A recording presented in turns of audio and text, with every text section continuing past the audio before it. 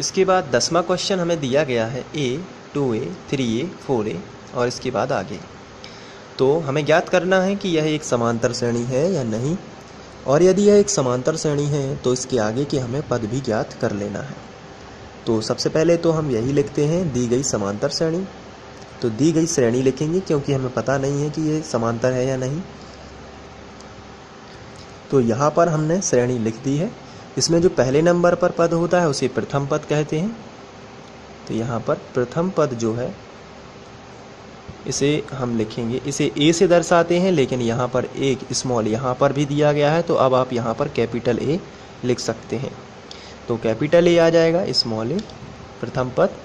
और इसके बाद हम सार्वंतर निकालेंगे, तो ये अलग अलग निकालना होता है।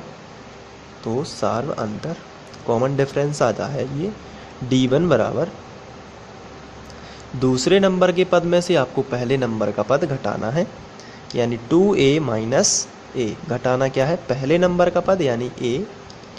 तो जब 2a में से आप एक a घटाओगे तो आपको मिलेगा एक सिंगल a, क्योंकि 2a थे उसमें से एक a चला गया तो एक बचा। अब हम d2 निकालेंगे। तो d जो है तीसरे नंबर के पद में से आपको दूसरे नंबर का पद घटाना है। तीसरे नंबर का पद कितना है? तो आंसर है 3a, माइनस लगा है, घटाना है चूँकि, और दूसरे नंबर का पद है 2a।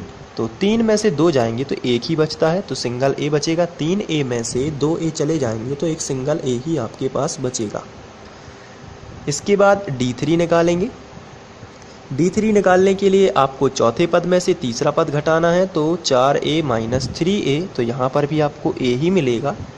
तो d1, d2 और d3 को ध्यान से देखने पर पता चलता है कि तीनों के मान समान हैं। तो यहाँ पर आपको लिखना है d1 बराबर है d2 बराबर है d3। अतः दी हुई श्रेणी एक समांतर श्रेणी है। तो जब ये समांतर श्रेणी है तो इसके आगे के हम पद भी ज्ञात कर सकते हैं। तो आइए पांचवा पद ज्ञात करते हैं। पांचवा पद का फॉर्मूला होता है a प्लस, कैपिटल में लिखना है, a प्लस 4d। तो a का मान है स्मॉल a प्लस 4, d का मान आपको यहाँ पर देख रहे हैं कि d1 d2 सबके मान a ही है, तो d क्या है? a ही रहेगा। तो a प्लस 4 का गुणा a में होगा तो 4a, तो ये जाके हमें मिलेगा 4 और 1 5a। अब हम छठवां पद देख लेते हैं। तो छठवां पद का फॉर्मूला होता है a प्लस 5d।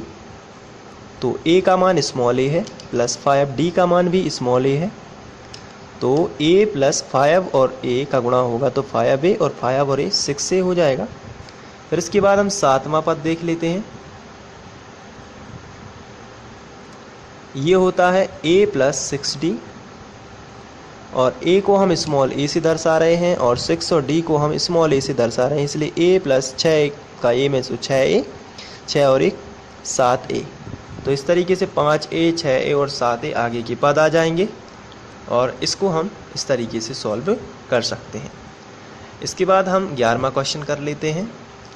इसके बाद 11वां क्वेश्चन दिया गया है a वर्ग a घन a पर 4 की घात और इसके आगे, और हमें ज्ञात करना है कि यह एक समांतर श्रेणी है या नहीं, और यदि समांतर श्रेणी है तो इसके आगे की हमें 3 पद भी ज्ञात करना है।